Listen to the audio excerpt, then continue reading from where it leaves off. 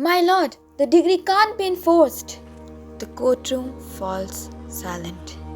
Not because the law is unclear, not because the evidence is weak, but because someone who should have been before the court is missing.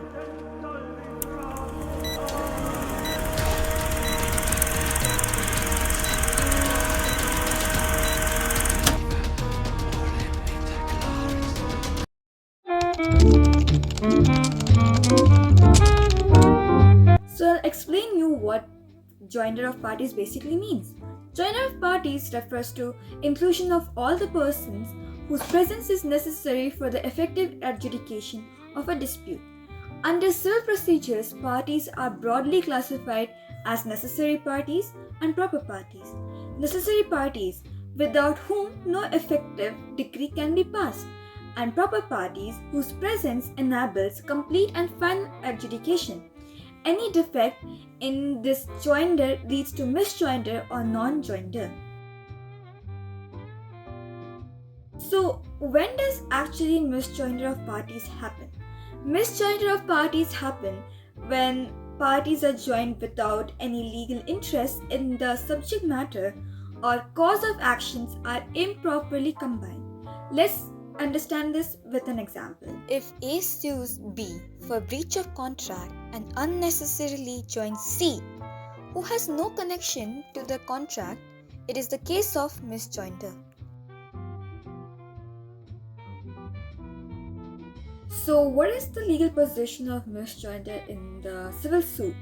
So, misjoinder does not defeat a civil suit, and courts have a power to drop wrongfully joined parties, severe claims, and continue proceeding without dismissal. This principle reflects the modern approach about the procedural law, which should serve justice, equality, and not obstruct it.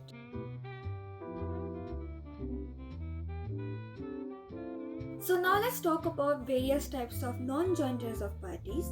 And non-joinder of parties happens when a person who's ought to be joined is omitted from the suit.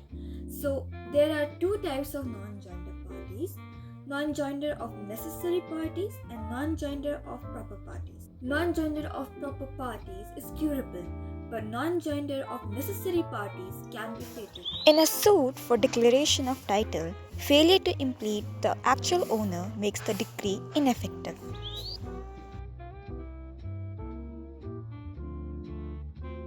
Now, what is the judicial approach and powers of the court? Courts are empowered to add parties at any stage of proceedings, remove unnecessary parties, and amend pleadings to cure defects. Courts are also vested with discretionary powers, to address defects rising from misjoinder or non-joinder of parties. The judicial approach is guided by the principle that the justice should not be sacrificed at the altar of technicalities, provided such defects do not affect the core jurisdiction of the court or render the decree ineffective. However, where the absence of necessary parties go to the root of the matter, courts have little choice but to treat the defect very seriously. However, the courts will dismiss a suit if absence of a necessary party makes the decree unenforceable. The defect goes to the root of jurisdiction.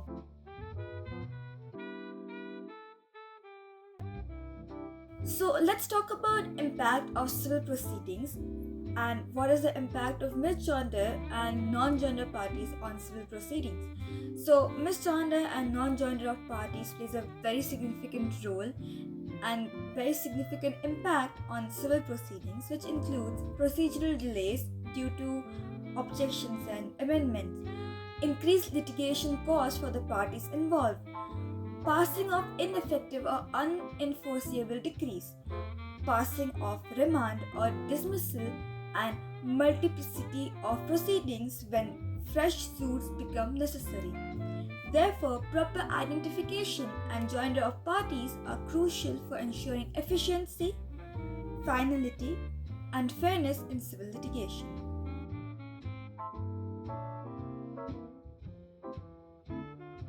Now, Before examining the practical application of misjoinder and non-joinder of parties, it is essential for us to refer the statutory framework and judicial interpretation governing this area.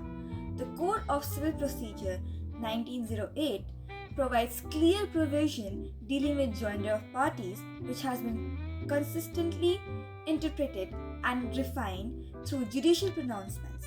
An understanding of these provisions and leading case laws will help in appreciating how courts balance procedural requirements with the ends of justice.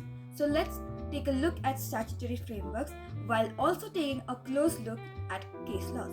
About a very important statutory provisions for these. The first is Order 1, Rule 9 of CPC, which lays down a procedural principle which basically talks about that no civil suit shall be defeated merely on the ground of misjoinder or non-joinder of parties. In other words, a suit shall not automatically fail simply because some parties have been wrongfully included or because certain parties have been omitted. The object of this rule is to prevent technical defects in procedure from defeating substantive justice. The court is empowered to adjudicate the dispute to the extent of rights and interests of the parties who are actually before it. However, this rule contains a crucial exception where there is no joinder of necessary parties. Now, what is exactly necessary party refers to? A necessary party is a person without whose presence the court cannot pass an effective, complete or enforceable decree in a civil suit. In simple terms, a necessary party is indispensable to the proceedings. If a party is not joined, the court may be unable to properly decide the dispute and the suit may fail.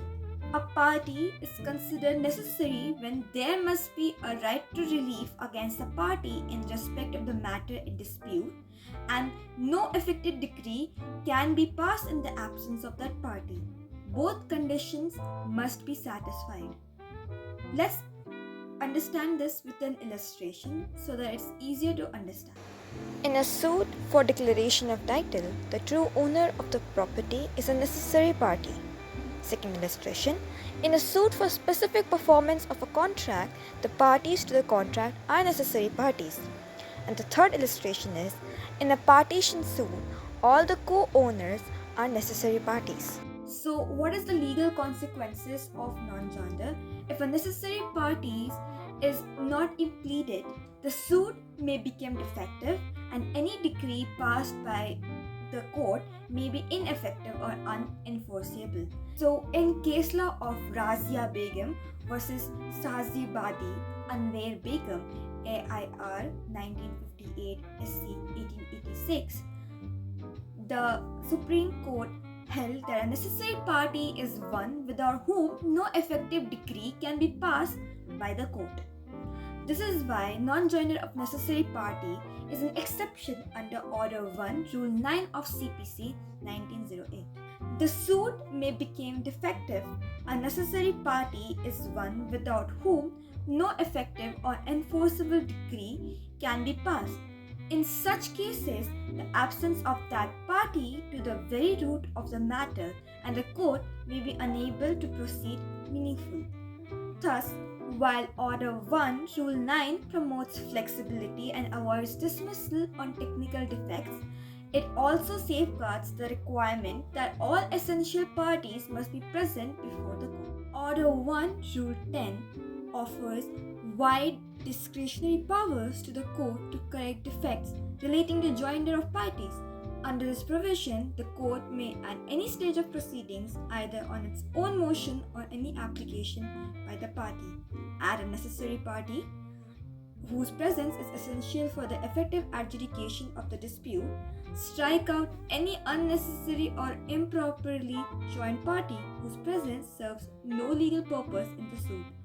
The significance of this rule lies in its corrective nature. It enables the court to ensure that the real controversy between the parties is adjudicated without being hindered by procedural irregularities. This power may exercise even during appellate stages if required in the interest of the justice. Order 1 Rule 10 reflects the judicial philosophy that procedural law is a means to achieve justice, not an end in itself. The focus remains on resolving the actual dispute while protecting the rights of all persons who are directly affected. To conclude this video, misjoinder and non-joinder of parties are procedural defects with far-reaching substantive consequences. When misjoinder is generally treated as a curable irregularity, non-joinder of necessary parties remain a serious flaw that can defect a suit altogether.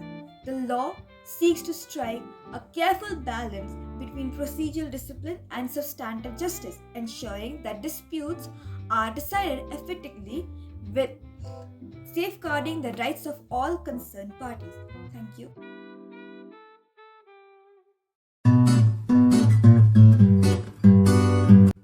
So,